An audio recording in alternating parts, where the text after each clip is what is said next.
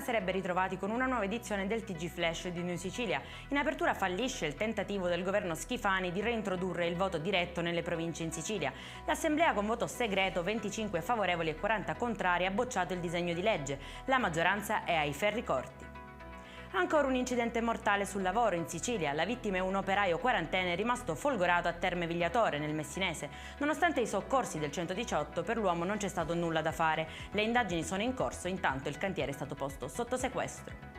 Scempio a Stromboli, dove un'area naturale di proprietà del demanio veniva utilizzata per sotterrare i rifiuti. Nei guai 3 abitanti dell'isola che usavano una pala meccanica per scavare una buca e gettare materiali di vario tipo. Beccati dai carabinieri durante i controlli, sono stati denunciati. Sequestrati area, escavatore e motocarriola.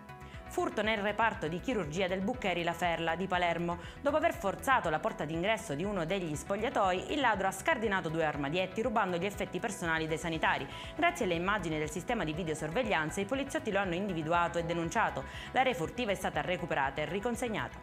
Chiudiamo col meteo, generali condizioni di bel tempo domani in Sicilia. Il sole infatti non avrà grossi problemi a splendere in un cielo che si presenterà sereno o poco nuvoloso su tutto il territorio. Temperature massime fino a 22 gradi.